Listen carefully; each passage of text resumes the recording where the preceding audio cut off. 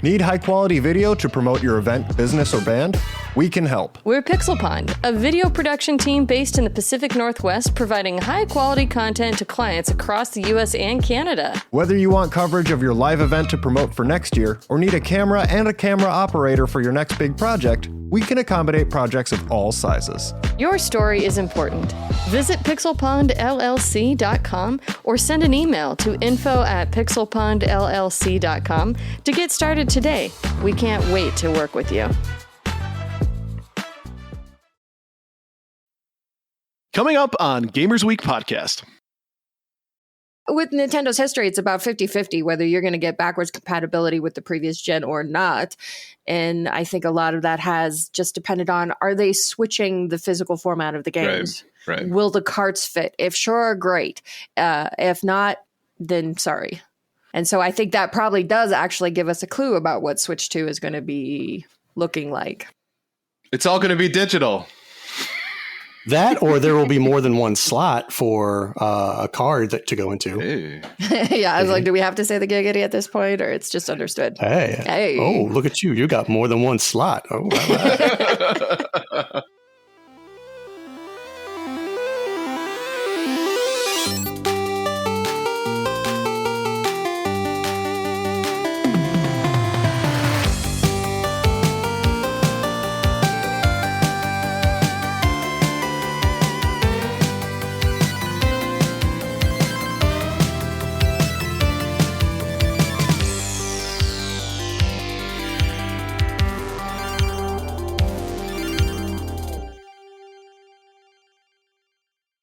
What are you going to be reincarnated as?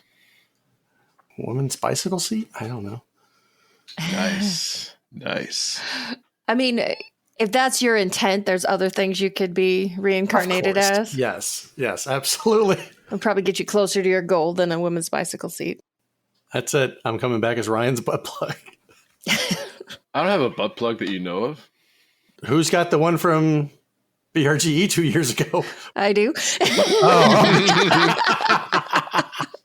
The comically large 3D printed butt plug that would be very dangerous to ever actually use.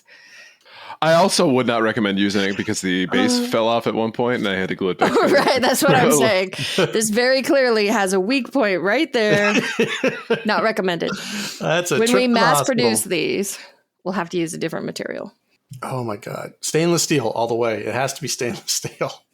With a nice solid flared end. Yes. Oh my God, my cheeks hurt. They will after using this. Hi-oh! Noise. All right. Let's start this crazy thing. Howdy, everybody. Good evening. Sophisticated, as always. Sophisticated.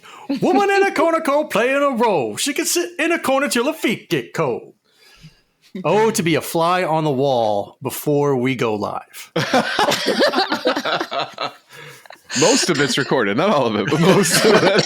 And most of it never makes the show. Ever. We Not should ever. start releasing some of those. I mean, your guys' song from last week was so good, I had to put it in the Discord.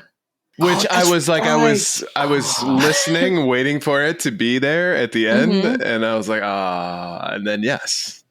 I made you wait for it. You did a good job. It was worth the wait. Yep. Yeah. I always try to make it worth the wait. From now on, a new song every week that we try to come up with something. That's up to you two, because I'm not singing. On that note, welcome to Gamers Week. Well, podcast, like the name says, we analyze the best, the worst, and the weirdest headlines of the past week of the video game industry. This is episode 140, and today is Wednesday, November 6, 2024. My name is Ryan, aka retrogamebrews, but I am not alone. I have two fantastic co-hosts who both decided to make a really tough decision that will affect their lives for years to come and may alter the very fabric of time and space by joining the digital revolution and creating Blue Sky accounts. So Blue Williams and donniegretro, how are you doing this evening? Donnie feels dirty about it, I can tell. I do. I did not want to join Blue Sky. My whole thing with social media is just, I'm over it. I really am. I hardly post anything anymore. But if that's where a majority of the gaming people are going to jump over and a majority of the people that I know, then I'll go there and be with my friends. So on that note, follow Donnie for more jokes and good times. Yeah, all right. Let's take a look at our reviews, reactions, and requests for the week. First off is Games with Coffee says TMNT2 for the NES is the best port of the TMNT arcade game, despite the lack of 4-player support. It was really good, especially for an 8-bit console like the NES. Plus, the levels are revamped, and there's 2 extra levels included. It's one of my favorites on the console. I agree. I thought they did this really well. What a follow-up to the crap game that is Teenage Mutant Ninja Turtles 1. You say crappy, and at the time, I probably would have agreed. But looking back on that game, TMNT 1 was super challenging, and it definitely fills a nostalgic hole in my heart that I have. Now, if you compare it to TMNT, the arcade game, leaps and bounds. Yes, that's what we should have seen. Hands down, you get Rocksteady, Bebop, all the classic characters from the cartoon. I will forever love TMNT 2 for the NES. And Simon Hester says the best marketing for NES TMNT 1 was confused children who thought they were getting TMNT 2. Next up from GoldenEye 1971. 6 years ago, I wore part of my kid's T-Rex costume and greeted kids at the door before he went out. A couple of years ago, I was stay-at-home Deadpool, complete with chimichangas. This year, my kids are handing out the treats. Nice. Coincidence? He's like, I'm done with it. I'm done. I'm retiring. I think his kids, they just stole the job because they were tired of dad embarrassing them, which is part of the dad job description. So well done, GoldenEye. And last up from Matt Brown, it said, I had to pause cleaning up the Halloween decorations. Yes, I'm behind on episodes. And had to stop an email just to talk about adult Halloween ideas. Not only adult offered drinks in my subdivision, but there's also 2 to 3 serious haunted houses built, a round of beer pong being played, and a build your own chili bowl. What?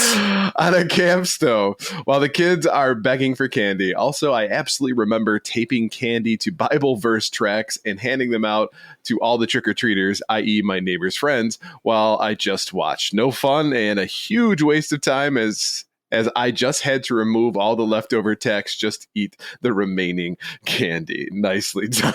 But I need to know this. Build your own chili bowl. Yeah, can we go to Matt Brown's house for Halloween next year? So was the Bible verse tract a joke? No, he must have been in a house like mine. Oh, okay. And this, no offense, do not take offense to this whenever I say this, but if I were to go up to a house and that happens, it's like, oh, thank you. I'd rip off the candy, hand the track back, and just leave. Like, you can keep this. You know what? I appreciate that about you, Donnie. You wouldn't litter. You give it right back to him.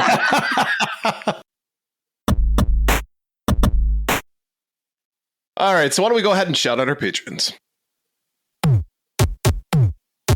We couldn't do what we do without the help of our gorgeous patrons. Here are the generous folks supporting Gamers Week on Patreon. Michael LeKite, Emo-esque, Bill Tucker, The Real Retro Game Brews, Fruitcakes Pickled Pepper, Ducks with Thick Thighs, Absolutely the Best Podcast, Wizard of Zardoz, Bobson Dugnut, Blues Little Sis, Loudmouth, Retro Blast Pat, B&T Zilla Guy, The Mad Milkman, Seven Castle Forest, Crunchy Kong, Sheriff Snacks, Frank Grande, Love Retro BTW, Steven Sand, Ramboski, Terry Kinnair, A-Gill 2020, Don't Make Me Pull This Car Over, Games with Coffee, Hybrid Divide, You Fall Before Me, Davey PGH, The Pixel Pond Family, including Shannon and Luke, Zach Huge Thanks, Number One Blue Sick Voice Fan, John Baron, Sony Likes a Good Stuffing, Oh, Evo Lust, Rai Secret Best Friend, Mega Retro Man, Gamatroid, and Moradib.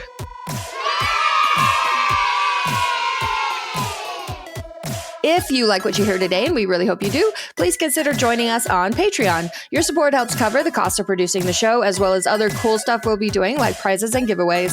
You'll also gain access to our bi-weekly, patron-only bonus cast called Gamers Week Uncut, Patrons with Benefits. Visit patreon.com/gamersweek or follow the link in the show notes to learn more. perfect. Thank you, Blue. And why don't we go ahead and check out our headline segment? Now, as far as the stuffing goes, are we talking stovetop or Like homemade stuffing? I imagine she likes a variety of stuffing. She likes all the stuffings. all the stuffings?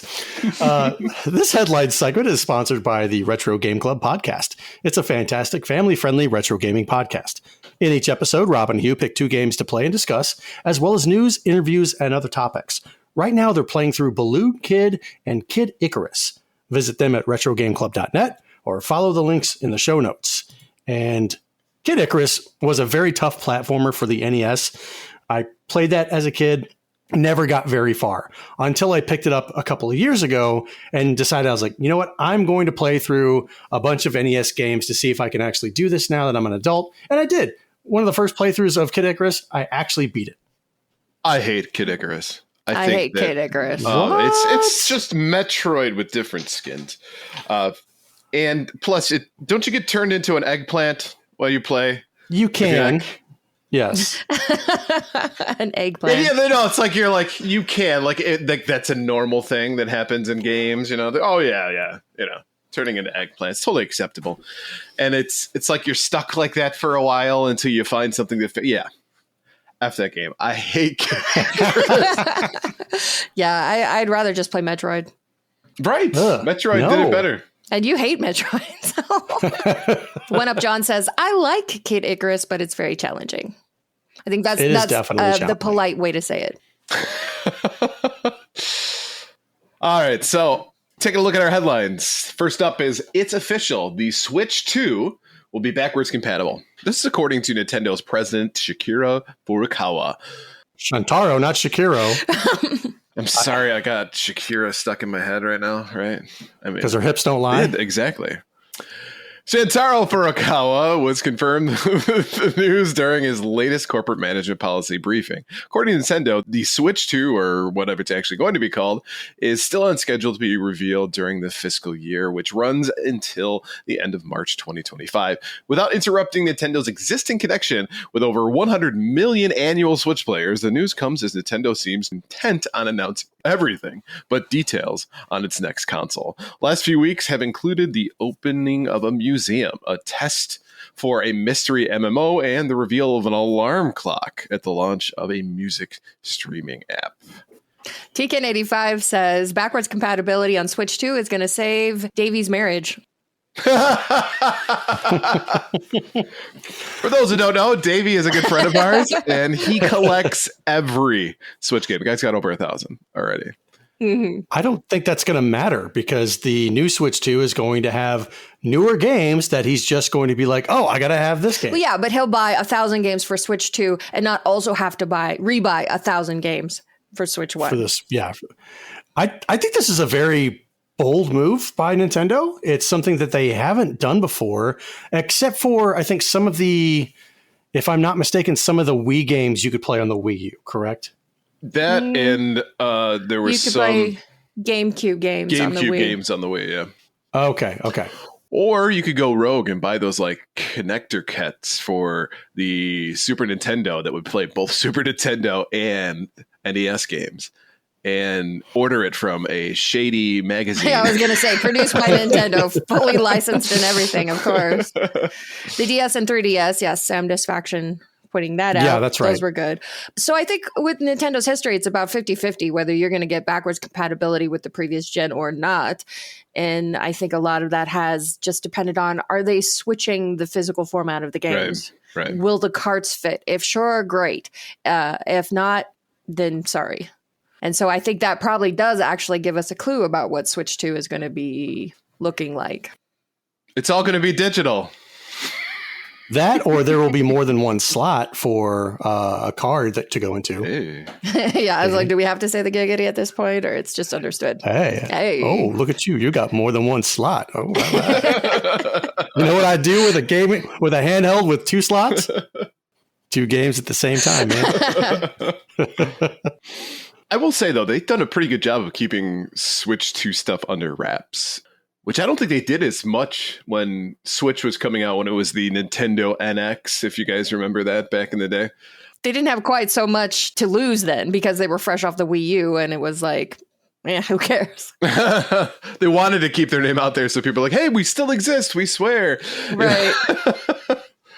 It's a good point. But yeah, they've kept things hush-hush, and every time we think we're going to get something about this, right, we get, hey, we opened a museum. Yay. Hey, we've got a new streaming app. Or the biggest disappointment, hey, how would you like to spend $100 on an alarm clock? But you can play Doom on it now. That didn't take long. Oh, no, it did not. Like, what's the next peripheral that Nintendo could release that's just going to be like, what the hell are you doing? It's a Sega moment, really. It's like a home appliance, right? Like a KitchenAid stand mixer. It's something completely. Coffee maker or something the first like thing that came to my mind was a toothbrush. Like, it's going to sit there and like time you as you brush your teeth, and you can play the Nintendo music as you brush your teeth. Every time you go up and down, it goes cha-ching, ching, cha-ching, ching. Nope. And you're going for the world record. New high score. But I think if you work at Nintendo and you have anything to do with the Switch 2, I think what you have to do when you start your employment is you are required to hand over a member of your family, and they stay indefinitely in a Nintendo bunker. And should you be the one to leak the Switch 2 information? So you're talking like medieval family ransom style, right? Where like you give your daughter over to your enemy, right? And then yeah, I like this. I think more companies should do this. Grandma, you're going to go live at Nintendo now. Yep. Bye-bye. And I think at key points, like when they start getting worried that something might leak, then you just get an envelope in the mail with a finger in it, you know. Could be grandma's, couldn't be. You know, we don't know. The Big Lebowski style? Yeah, exactly. Webhead says, but how will the Switch carts taste? Now, he's asking the important questions. I agree. The Switch 2 carts taste. Gross. And Ducks in Disguise says, if NSO, Nintendo Switch Online, is compatible with the next console, it implies Switch is in the name at least, unless they rebrand. I really hope they don't go like the old Nintendo route and just call it Super Switch or something. But they are Why going not? They are going to call it Switch something. I mean, they already confirmed that it's a next iteration. It's not a revolution of a console. They're just building off what the Switch already is. So Switch is going to be in the name. It worked with the NES and the Super Nintendo. Why can't they just recycle that and do that with the Switch and the Super Switch? It's been done before. I want something new and exciting, right? What do you want it to be called? I just want it to be like a pun, you know? So I want to laugh every time I look at my console. Is that too much to ask? I think you're being unreasonable. It's the Switch. It's the Switch U. Yeah, see? The Wii U, you know the what? Switch That U. would make me laugh. So I could do that. I would go with Switch U. They're going to call it the Switcheroo. The Switcheroo. Nice. Give them the old Switcheroo. Switch 69. I like that. Puzzle Butter says Super Switch sounds amazing. Well, they, like when they came out with the like 3DS XL, and then there was the new 3DS XL. We'll call it the new Switch XL. I hate that. I really do. We're brainstorming. I love it. The one thing I am waiting for is for the turnover in department stores, like with the Targets in my area. They have the Mario statue who's hanging from the pole with the flag, and he's just like, "Hey." And I have been like just scouting these places that like around my area that still have them. And one of the ladies in our cul-de-sac, she works at Target, and I asked her, I was like, "Hey, any chance like you could kind of see when the Switch 2 comes out, if they like maybe if they're going to throw these things away, like about nabbing it or texting me so I can come up and grab it? I want one of these things for my game room, and I will not stop until I have it." How tall is it? 4 feet. 3 feet or 4 feet tall. Oh, okay. I thought it was really tall. I think Donnie just wants it because it's Mario dancing on a pole and it's accumulated a bunch of ones around the base of it right? Over time. And he's just looking to catch. It's like the wishing well, you know? And I think it's probably going to end up in Donnie's private gaming room where he's going to dress Mario up in like a little custom lingerie. It's the gaming room where you have to put you have to pull the candelabra off the wall and it opens up the sliding door. So yes, it's going in there. Well, now at least we all know where to find it when we come to your house. Right. When's the next time you're going on vacation, Don? All right. So next up, in an upgraded policy announcement, Steam says it's now requiring developers to fill out a disclaimer letting players know that their games have kernel-level anti-cheat tools embedded in them. In the announcement, Valve says that if your game installs a client-side kernel mode anti-cheat, you will need to fill out in this new field that clearly displays a message on the game's storefront reading uses kernel level anti-cheat. Valve also says it will be going through old games and contacting partners with games that fall into this category. In the absolute simplest terms, a kernel level driver is a part of the game's software that connects directly to your PC to scan for certain data or information that might indicate that you've been cheating. And if that sounds a little invasive, well, you're playing Call of Duty Warzone, Fortnite, and Apex Legends. You've been dealing with kernel-level anti-cheat for a while now. Why are you specifically calling me out? Because it's fun. And you're like the only one that plays a game that fell under this list. Right. I played it for 2 matches today as I was killing time, and then I jumped off. It's not like before where I'm spending hours upon hours upon hours playing this game. Right now, my time is actually being spent playing the Silent Hill 2 remake. So Donnie does play new games, all right? So whoever says Donnie doesn't, F you, F you, F you, you're cool, and F you, I'm almost done with Warzone.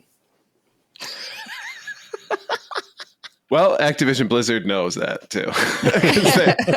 they see that you're playing Silent Hill, too. I play new old games. Dex in Disguise says, good, get rid of kernel level AC so we can run more stuff on the Steam Deck. Interesting. But they're not going to limit that? No, they're not getting rid of it. They just making games label it so you know what you're downloading, which I think is great. I mean, obviously, most people don't have that big a problem with it for the right games. Call of Duty Warzone, Fortnite, Right. Apex Legends, like these really big multiplayer games where it's more important for people to have some assurance that the developers are doing something to rein in the cheaters, that they are willing to give away that level of privacy to these companies. If people choose to do that, that's fine. But I do think requiring the companies to inform you that that's what you're downloading is a good decision. I agree. It's one of the few times a company gets ahead of something, too, I think. Right. Well, I will say this has been something that's been known for a while. Having a solution for it and presenting it, and then also going back. I think that's the biggest piece of this, is going back to developers who've had it in the past, right? A lot of times companies will just say, well, we're just going to make it easier for ourselves. If there's something like this moving forward, you're grandfathered in. So kudos to them. This is something that I think is a net positive for gamers. They get to make a choice. And there are plenty of people who are super paranoid out there that will not download your game if you've got something like this. I don't know if that's a huge collection of people that refuse to download a game just because there's a kernel level anti-cheat. I get it. I understand it. You have somebody who's got now authority to brick your machine, pretty much. Mm-hmm. Actually, not even really brick, but basically say that you can no longer play this game on that particular machine. And I got to be honest, their anti-cheat, it's not worth a damn. We still encounter, whenever I do play with friends, we still encounter cheaters on the regular, every single game or match that we play in.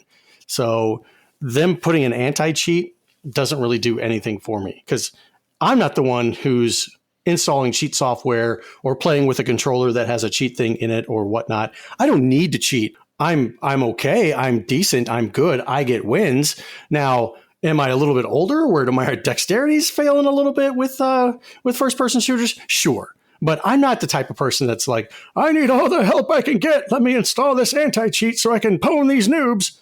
No, I don't care. Is that what Grandpa sounds like? Yeah. When you're done, run some cortisone on my knuckles. Yeah, the right Give it a good glaze. Give my knuckles a good glaze. Yeah, I think Steam must have been concerned about some sort of lawsuit or legal liability moving forward, because you're right. Instead of saying you are grandfathered in to these things, they are going back and making sure that all games are going to have this label. So I think they saw something where they were vulnerable and said, nope, we're going to label it. Not our problem now. Cover your ass. Always good advice. Depends on the situation. Yeah, that's what I was just going to say. Davey says, hey, Ethel, grab me my Viagra. I need my blood pumping for the gulag.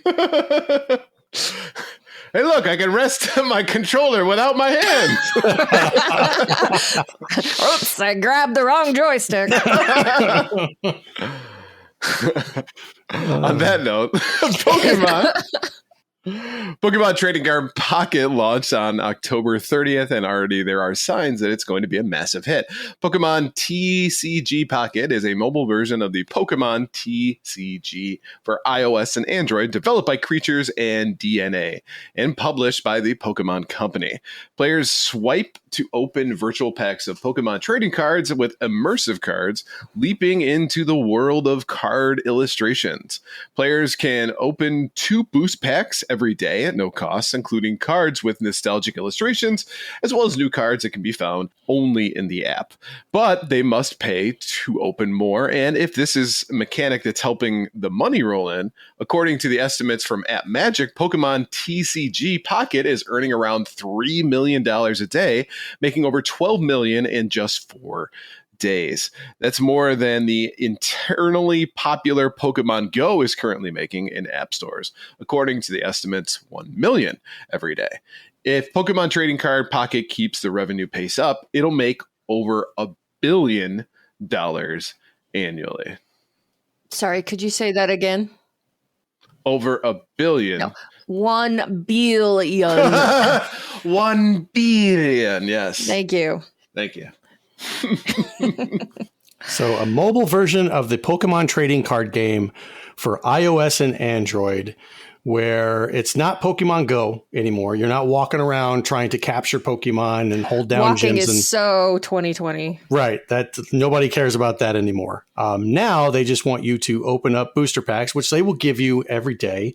This is almost similar to Magic Arena, which I just play. about to say that. It started with Hearthstone. Right. And when Hearthstone came out, I was like, I don't need that. I already have a card game. I play Magic Online. Well, then Magic Arena came out, and it was the same as Hearthstone with all these different cards that look great. You have these animations on screen and stuff. It's not what Magic Online is. So I was like, I don't need to do that because I already have Magic Online. Well, then I was like, well, you can play for free, and you can get cards for free, and you can get decks for free, and you can earn this stuff by playing. You don't really have to spend any money on it.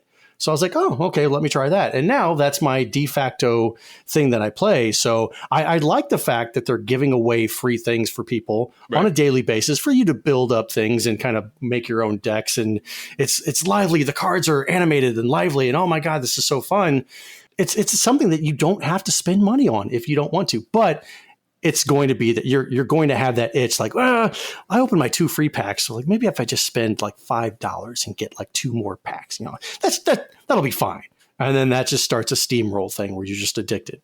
And I mean, essentially, those are play to win mechanics at that point. Right, exactly. Like Simon Ashchair says, I don't have enough money to play free-to-play games. But I mean, that's kind of what it is, right? Because one of the only mobile games I ever got into was Plants vs. Zombies 2. I think it was 2 or 3, whatever. Anyway, that's a game, that's an IP that is owned by EA. So guess what happened? Even if you don't buy anything, you can technically play, but pretty soon they soft lock you where you're just not gonna go anywhere unless you start ponying up money. And I kind of wonder if that's what this game is like. Sure, you get your free packs, 2 free packs a day, but I'm already seeing articles popping up like how to identify which packs have the legendary whatever in it, and that kind of stuff. So your odds of getting like the special cards probably really coincidentally go up with the amount of money that you spend. Which, if you want to play Pokemon Trading Card Game Pocket online and you're comfortable with the fact that potentially you'll lose, that's fine. if you're there to play with friends, it's probably not a big deal, right? Right. But as soon as you start to go online and play randoms, or I'm sure there's going to be tournaments and all that kind of stuff that you can play with your decks, you're going to get destroyed. And I think that'll take away from the user experience because this is, at its core, pay to win mechanics. Yeah. Well, and at the end of the day, this thing exists to make money. Of course. So do they care that much about the user experience? No. $3 million a day? If you're not spending any money, they don't care about your user experience. No. Well, you have to pay them to care about your experience. Hypothetically, though, isn't every card game a play to win? Now that I think about it. Yeah. You know? But okay, so with Magic Online, that is a pay to win mechanic. You got to pay the money, the tickets or whatever to get the good cards, to enter into tournaments and win your prizes that way. Magic Arena, not necessarily, because you can take the cards that they give you and every day that they have new things like, they have these little achievements that you can do. Play 25 lands, attack with 25 creatures, cast 25 black or blue spells, et cetera, et cetera, et cetera. You get experience from that. And with experience, you can earn packs. Every time you open a pack, you get like a tick mark that's, and you like 6 tick marks and you get a rare wild card. This is some nerdy shit. I know you're yawning. You're very excited. You open up another pack and you can actually pull a rare wild card or a mythic wild card out of that. Build your deck and then go and play tournaments on Magic Online without spending a single solitary dime. All you're spending is a little bit of your time trying to accumulate them. Puzzle Better says, PSA, microtransaction addiction is real. Also, kiddos will be asking for the gift cards for every holiday. Absolutely. $300 million a day, I don't think is sustainable for them. This probably won't be as popular as Pokemon Go was, because I think the novelty of Pokemon Go, because it was during the pandemic and people were going out and walking around and utilizing it as a means for exercise because they didn't have anything. The gyms were all closed, so unless they had one at home, it didn't help. But this one is just the freaking trading card game. It doesn't sound to me like it's anything that's terribly inventive. It's just doing it on your phone. I mean, who knows? People are nutter butters over that Pokemon trading card game. It's been around forever. So now you have a mobile version you can take with you. It's free to play. This probably won't reach like the pandemic levels of income that Pokemon Go did, for the reasons you just discussed. But I think this is going to be around a long time. All right. Well, next up, Hasbro has announced that it's moving forward with plans for Baldur's Gate 4 without Larian Studios, makers of the record-breaking and award-sweeping RPG Baldur's Gate 3. Larian Studios has decided to end its journey with the series on a high note, and the Hasbro subsidiary Wizards of the Coast intends to make another game.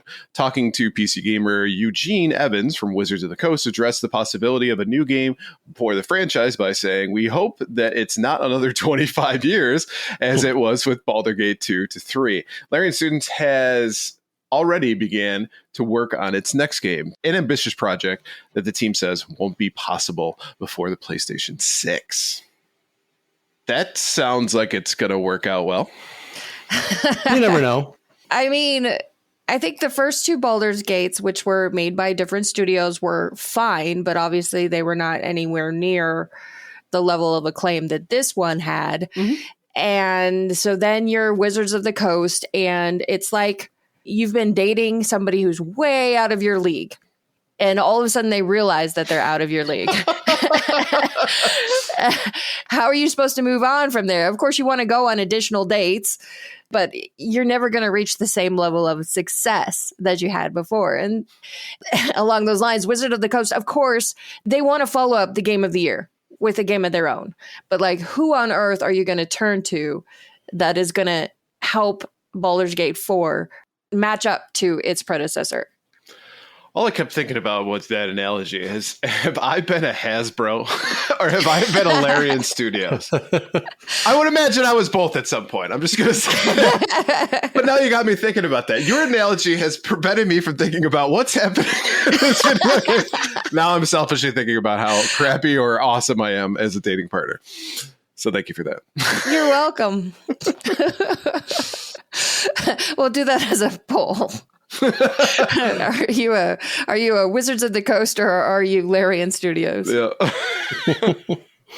Going out of the high note or bleeding something dry. Right. And then conversely, you also have Larian Studios going, we don't need D&D anymore. We're too good for them. We want to go on and do something new, something different.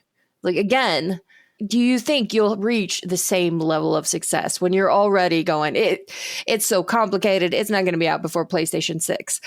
I don't know how much money Baldur's Gate 3 made, but if you're only going to release one game per console generation, that might be kind of tough. Unless it's making billions of dollars a year. Yeah. Unless, but I don't feel like Baldur's Gate probably did that. Did Baldur's Gate, does that have an online replay feature? Online replay? Multiplayer, whatever, online. Any chance that you can play that game online and they charge you for it? If not, then it makes its money with one single purchase, and that's it. So they accumulate all this money and they say, we're out. We have our money. We're not going to be doing another Baldur's Gate. That gives us the ability now to focus on something of our own. We don't need this IP from Wizards of the Coast anymore. We're not affiliated with any other console or company, like Microsoft didn't buy us or whatever. At least I hope not. I hope I'm not talking out of my ass. But at least with this funding, it gives them the ability to maybe make a smaller game, because then that would possibly be successful. They could do, hopefully they don't, microtransactions or whatever. That just keeps the money rolling in, all the while working on another big blockbuster that they can take their time and really focus on it. So two things. Yes, there's a multiplayer option for Baldur's Gate 3, but I think Larian Studios recently came out and said, we're done. We're not releasing any more patches, no more content, no more nothing. We're done with the game and walking away. Okay. And then two, according to Game Rant, Baldur's Gate 3 reached 10 million copies sold back in February. Wow. That's not billions of dollars. Right. No, not billions of dollars. It's hundreds of millions, yeah. But yeah, their cut of it is considerably less than what we pay for it. But yes, sure, it's hundreds of millions. I mean, sure, it led to a few yachts somewhere. But I think Simon Escher brings up an interesting point. So he says that's like trying to follow up the last Smash Bros. Ultimate. How do you top that? I think the best way is to not try, aim for something different, manage expectations right from the start. And it's like, it feels like it's the Beastie Boys career, right? Where they started off with "Fight for Your Right to Party," huge mega hit, right? And then the follow-ups. Tread lightly. Follow-ups. Then the follow-ups were more art-based. They were more their style, right? It wasn't just trying to placate to the masses. They were trying to find their own. And then eventually they got to the point where they were popular again, right? And that's okay. It's okay. You don't have to be as successful the second go as you were the first go. As long as you're continuing to create content and creating positive experiences for players, you will eventually, hopefully, have a hit again. But you can be a one-hit wonder and be perfectly happy with that. I feel like you're getting mad at me. I'm not getting mad at you. I'm just saying tread lightly with what you say about the Beastie Boys. I love the Beastie Boys. I thought you were going to go in a completely different direction. I thought you were just going to shit on them, and I was ready for a fight. You did not, so I'm backing down. He called them artsy, so we can still be friends. Davey PGH says, tell that to every one-hit wonder out there. Right. You've got, so in the terms of music, nobody wants to create just one song and be done. In this case, when you have Game of the Year, I don't really foresee them going out on a high note. Yeah, okay, they did everything they could do with this particular IP. And I kind of agree with, was it Puzzle Better that said it, or Simon, who said that? Simon. Why try, right? You already hit the top of the mountain. Why try to go further? You're already at Everest. There's nothing higher. So step away from it. Don't come in and try to do it again to a critical failure. Go do something else. Leave that as it may. If Hasbro wants, or Wizards of the Coast wants to go and try to do another Baldur's Gate, let them. That's their particular IP. They can do whatever they want. So I think that even though we all have different opinions about whether this is a good separation or not, I think maybe what we're all agreeing on is that this was a moment where it was lightning in a bottle. Right. And no matter how you look at it, you're probably not going to create that again. Not everybody can be Michael Jackson, right? Release hit after hit. Right. See, look at us. We're having a very It's a very rational discussion with different beliefs, and we're still friends. Look at that. I was never your friend. Anyway. More like acquaintance. While Silent Hill 2 has finally gotten a remake after 23 years, Virginia Commonwealth University student Nico Wilkins has created an even more ephemeral version of the classic psychological horror story, Our Safe Place, a nonprofit stage adaptation that unsettled audiences for 3-night limited run in September. The goal of the show was to create an immersive experience for the audience and put them into the mind of our protagonist, James Sunderland, Wilkins explained. Significantly, the production did not include Pyramid Head. Part of this was a sheer practical concern. The last thing I wanted was a gimmicky cosplay of such an iconic character undermining the story, said Wilkins, with an actor in possession of the proper physique, a challenge to find, and the character's signature headgear potentially being unworkable with the size of the stage. I crafted everything in the show to create some level of discomfort, and I underestimated how bad it would get for some people, Wilkins explained. According to my mother, I left her emotionally exhausted, and she even had concerns over the lead actor's mental well-being. And it's Our Special Place. Oh, what did I say? I don't remember, but it was not Our Special Place. That's enough. You like it when I talk about your special place. My special places. I am so sad that I missed this. I think that's one of the best parts of theater is it can be unbelievably cringy or brilliant or both at the same time. And I think this is a high probability of nailing both of those places, like the Venn diagram of cringy and brilliant. And then in the middle, there would be this college kid's stage adaptation of Silent Hill 2. You have to admit, I don't think there's ever been anything like it that's ever been attempted before. So I would have loved to see this. I also like that he acknowledged the fact that despite several women's fantasies about Pyramid Head, right? I don't know who you're talking to. Finding such a man really difficult. Kill me, daddy. Right? So if it was a dime a dozen, it wouldn't be worthy of an ongoing fantasy, now would it? you're not wrong. Don't get me wrong. As far as things are concerned, I'm just saying, if you've got that fantasy, just temper your expectations is all I'm saying. That's all I'm saying. Is this on YouTube by chance? Can we obtain a copy of this play so we can see it? I would also love to see this. Kind of more of what Blue described is that it could find this perfect marriage because let's be honest with you, college theater in itself is inherently cringy. Chef's kiss cringy. Right. That's what I mean. Like I can't look away cringy kind of thing. So this would be just such an entertaining. I mean, just to bring in like an IP you're familiar with and that you enjoy, and you're like, is Pyramid Head going to show up? And he never does. You know, boo, right? 0 stars. It's part of the cringe. That's part of the cringe. All the things you expected to be there aren't quite going to be there. Ducky's face just looks like he is just struggling to wrap his mind around this Silent Hill 2 play. Because I want to see it. I want to see what it entails. It doesn't look like it's on YouTube. No, it's not. I found the article on PC Gamer. It looks like it has a couple stills of it. Mm-hmm. And the guy bears no resemblance to James Sunderland. But are they reenacting all the cutscenes and stuff like that from this thing? He probably adapted it himself to tell the general story, or at least one that he could manage with the restrictions of a stage. That's a good question. Is it a musical? Silent Hill, the musical. Oh, like God. Resident Evil, the musical, would be like, Leon! Pyramid Head, Pyramid Head, Pyramid Head. I don't know if I can handle that. Fog side story.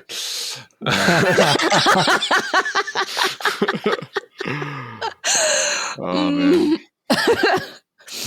Now I feel like Muse to create this. Create a Silent Hill musical? Simon Asher says another reason not to have Pyramid Head, he'd probably have a Magic Mike dance number and steal the show. That's true. I'm okay with that. Well, you wouldn't be able to see the bow tie around his neck, though, with the pyramid. He spins the pyramid backwards. That's okay. As long as the apron stays on, we're good. You want it to stay on? It's part of it. It's going to get messy.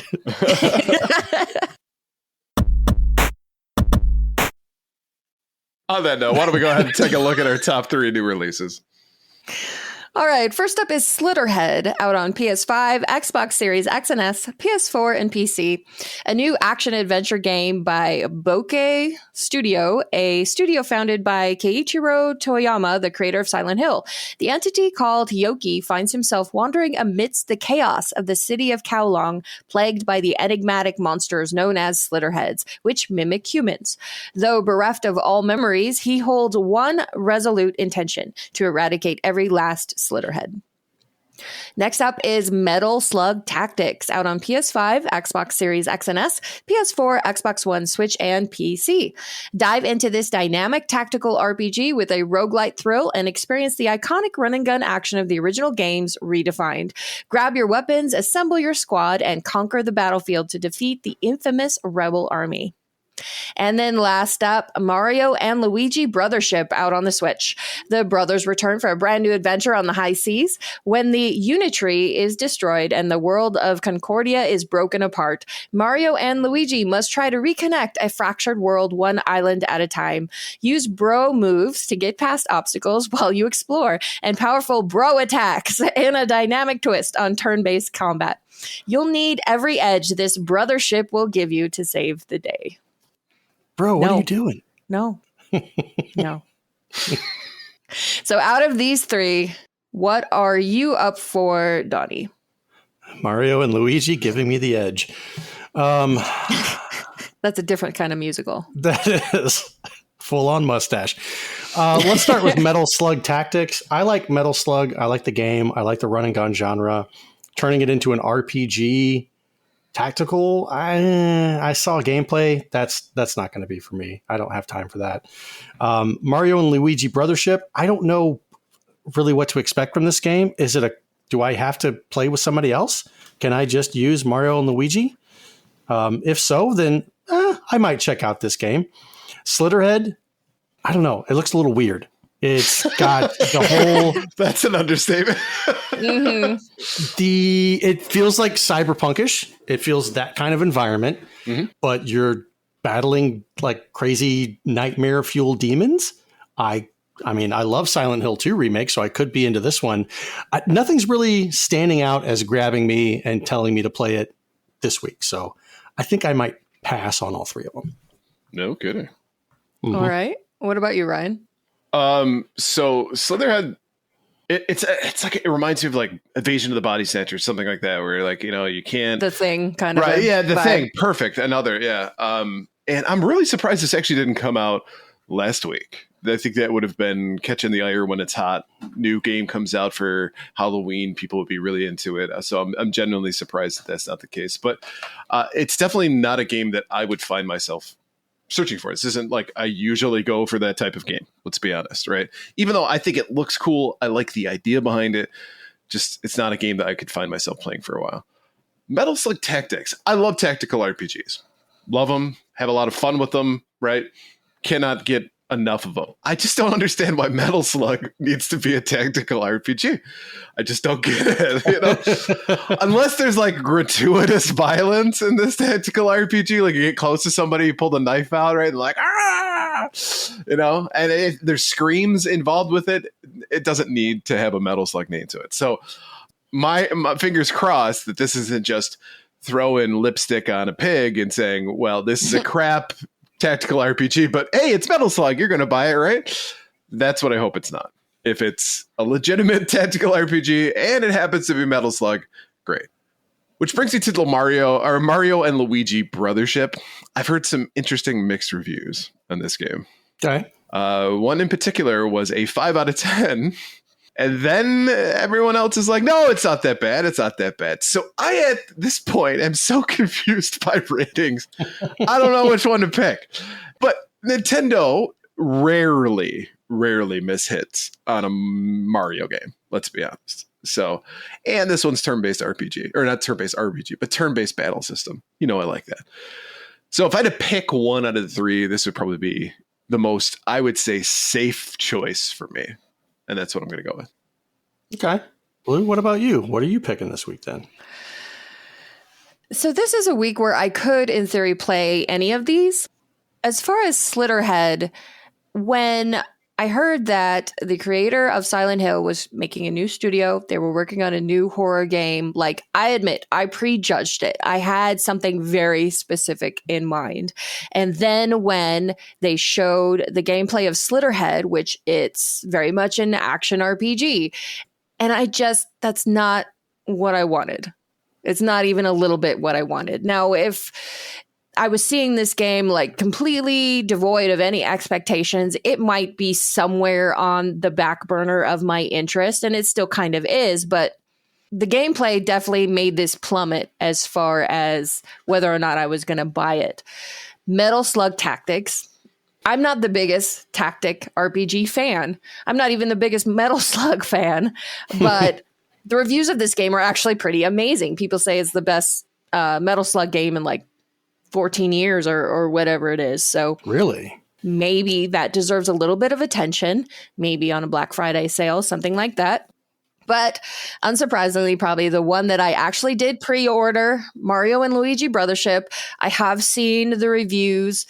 The worst one I've seen is a 4. The best one I've seen is a 9. Who even knows? I think that with this series specifically, they're really cheesy. You know, they're definitely made so kids can play them too. So you kind of have to expect there's going to be a little bit of that. But like you already said, Nintendo rarely puts out a complete dud. So even if this is not like the amazement of Super Mario Wonder, it's probably going to be still a very solid entry. And I really like the Mario and Luigi series. So I feel pretty safe having pre-ordered that one. All right, before we move on, let's take a quick break to talk about our sponsor. This segment is proudly sponsored by A Gamer Looks at 40 podcast. The show explores the history of video games through the stories and experiences of the people who lived it. This week's question is, what's your go-to comfort game when you need to get away from it all? Let Bill know your answer by sending him a tweet at A Gamer Looks at 40 on Twitter. Comfort games. You know, up until probably a few months ago, I would have said, just find me like a really grind-heavy RPG. All I want to do is just sit there, hit the button, and level up a character, and that just like kind of takes me away from everything, allows me to do something mindless but still fun. And then I found Power Wash Simulator. Really? That is the definition of mindless fun. Okay. Just spending the entire time just power washing shit. Exactly. Hey, Ryan, what you got going on this weekend? Oh, just power washing the deck. You don't have a deck. Oh, it's a video game. Which I'm fine with. I'm fine. You know what? I've owned a power washer. I know how it works. And I will tell you, it's just about as much fun as the video game. You're not wrong. It's fun. I've never looked at a power washer the same since watching the movie Megan. I haven't seen that movie. There's a power washer in it. Oh, God. I can imagine. TK85 says, Stardew Valley, let me pick some blueberries and romance some townies. Doogie Forever says, my comfort game is Age of Empires or any RTS. Nice. For me, I'm going to say it's going to be a game that I know well enough that I can just run through it without being too lost or needing to look too much stuff up, but yet it's still challenging enough that I have to kind of pay attention. And the games that meet that definition for me are Hollow Knight and Elden Ring. Elden Ring is a comfort game? What the hell? She's a sadist. You knew that. Yeah. Lord. Yeah, I mean, it's easy. You start a new game plus, you keep your leveled up character. So it's not like you're starting over from the bottom of the food chain. You have to play through the game 3 times to get the platinum. So I know the critical path. I know exactly where to go. Like kill this guy, kill this guy, kill this guy next. And yeah. it's a good time. It's a good way to waste a few hours. Interesting. Okay. Don, do you have anything that like particularly comes to mind? Not really. If it's a modern game, maybe something with a great story that I get lost in or that I really get captivated in. And surprisingly, the Silent Hill 2 thing, the remake, it's very captivating. The story really has me, the environments, the music, all that stuff. So I get like. Is it comforting though? Because I thought you just in the Discord you just described it as disturbing.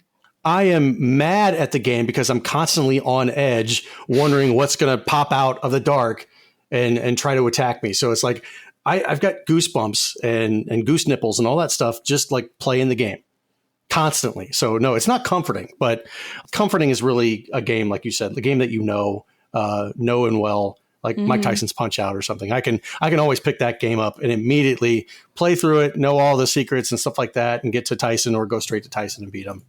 It's a comfort game. I'm sorry, I didn't hear a single word you said after goose nipples, but yeah, my mind was someplace else. I'm sure it was great though.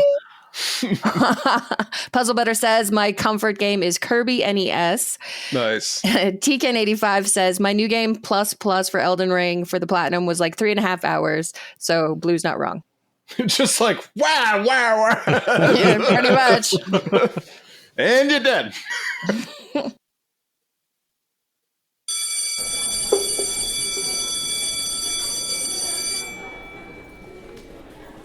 All right. Well, thank you for coming, students. Please take your seats and welcome to Professor Rybread's Gaming History 101. Now, video games might not be the oldest medium out there, but they've made a massive impact on pop culture and how we view ourselves and how we view each other.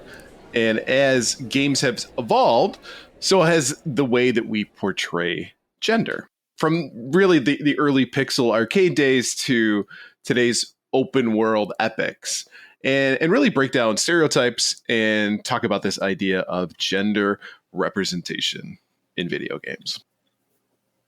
Let's start way back in the 1970s and 80s. Where gaming first hit the scene. Think Pong, Space Invaders, Asteroids, all those simple games that didn't even really have characters to them most of the time, just blocks, spaceships, blips on the screen. But as gaming advanced, we started to see actual characters in the mix. And well, most of them were dudes for the most part. So the few female characters that we got, they were often kind of stereotypical, right? We saw the introduction of Miss Pac-Man in 1981, a game that's iconic now, of course, but Miss Pac-Man herself was more of a side character, right? It was like a female remake version of Pac-Man. After that, we saw the introduction of kind of the damsel in distress. Think Donkey Kong, where you got to save Pauline from a giant gorilla, which I guess if you're going to pick a antagonist, you might as well pick a gorilla. And then even like Super Mario Brothers, right? Princess Peach needing to be saved from Bowser. And the trope of the helpless female character was kind of everywhere, reinforcing the like heroic man rescues the passive woman kind of vibe. So as we jumped into 1990, things got a little bit more complex. We saw two groundbreaking characters come onto the scene that are really still known today for the most part, and that's Samus Aran from Metroid and Lara Croft from Tomb Raider. Now, Metroid itself is actually pretty revolutionary. For the longest time, players had no clue that Samus was a woman, which I thought was kind of cool and cheeky, right? But they were playing this like intense, badass, like bounty hunter, and then at the end of the game she takes her helmet off, revealing she's actually a female character, which was kind of cool. But it also kind of had a catch, right? So if you finish the game faster, you would see her in less armor. So that was the reward for the game, is if you played it faster, you got to see her in a bikini. So it kind of took away from this whole like, hey, let's have female characters in games, right? Because it's a good thing. But I mean, even if you look at Lara Croft, right, as we see her, I mean, she's intelligent, she's a fierce adventurer, she's like the Indiana Jones type character in her own right. But on the other hand, she got a lot of attention for the polygons on the front of her chest. And I mean, over exaggerated proportions she had, right? Kind of her signature thing. And I think it certainly speaks to at least how the 90s was, right? And I mean, I hate to say this, but unfortunately, that's like progress, right? I guess if you're, at least you're having female or protagonists. So, we started, of course, seeing more female characters, like in Street Fighter 2, right? You got Chun-Li in Final Fantasy. You've got quite a few different characters, but highly stylized, sexualized in many ways, right? And so it's fair to say the 90s were kind of a mixed bag. Progress in some ways, but still kind of hanging on to some of those stereotypes. Now, as you move into the 2000s, players started demanding, we'll say, more complex and authentic female characters. Games like Beyond Good and Evil with protagonist Jade, Half-Life 2 Alex Vance introduced female characters who were essential to the story and were just there to be looked at. But, and this is a big but, the male gaze was still very much still a thing in games. A prime example of that is Dead or Alive Extreme Beach Ball Volleyball, right? Where it was very much created just to showcase females' characters in skimpy outfits and jiggle mechanics. And it's more about the visuals and gameplay than the gameplay, let's be honest.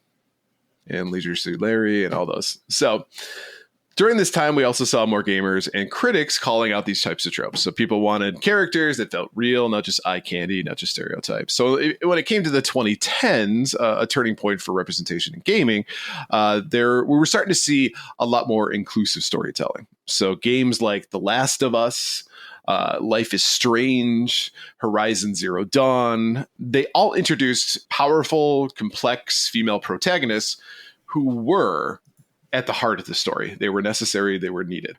It wasn't just about straight female characters either, right? More games started to explore kind of the queer or non-binary characters, like in Celeste, see a trans character represented. In Dream Daddy, we also saw a dating simulator where you can do same gender relationships, which wasn't a thing until that.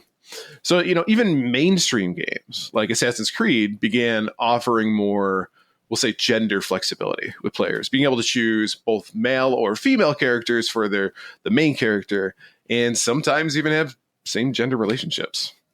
So what I will say is, if you look at the history, of course, we've come a long way from that damsel in distress. And, of course, this shift towards inclusivity, it hasn't come without pushback, right? I think in 2014, we saw the eruption of Gamergate, right? A campaign that essentially harassed women and it marginalized groups in gaming.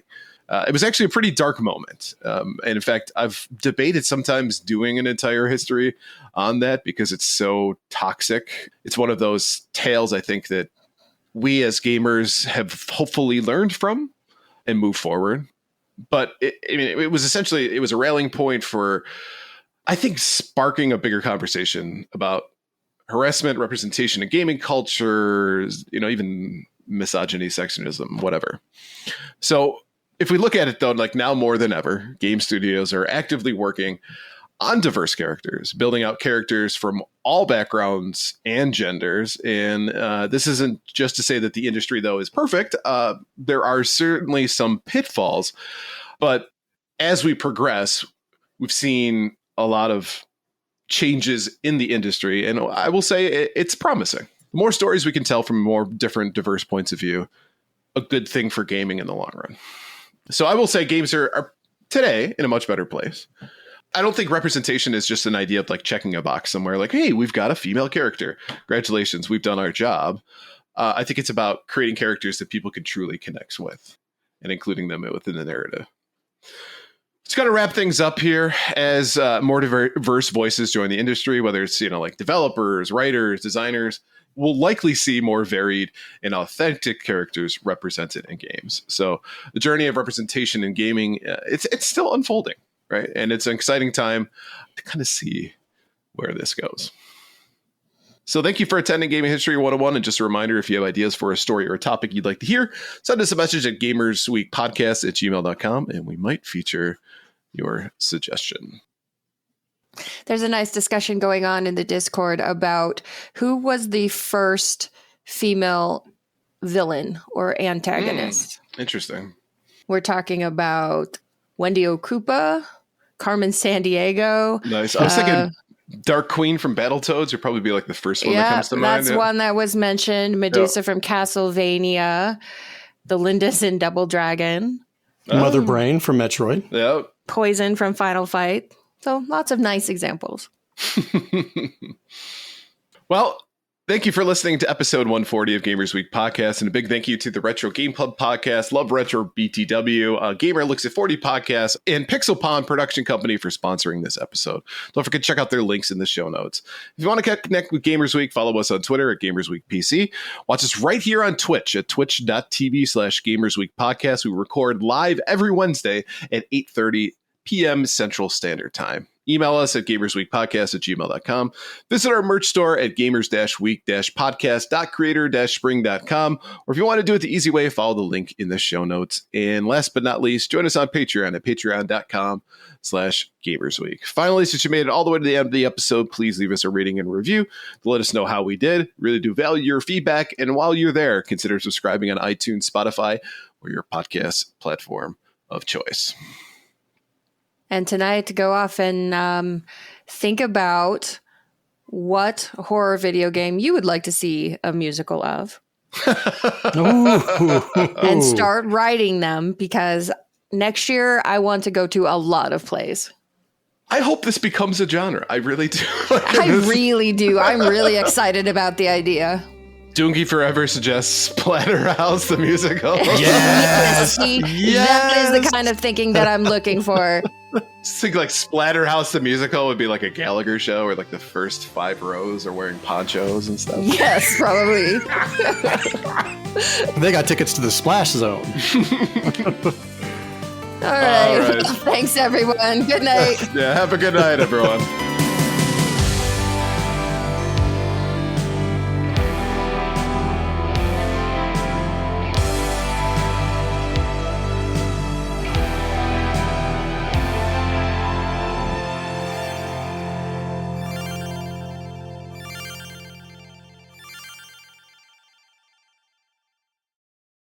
The comically large 3D printed butt plug that would be very dangerous to ever actually use.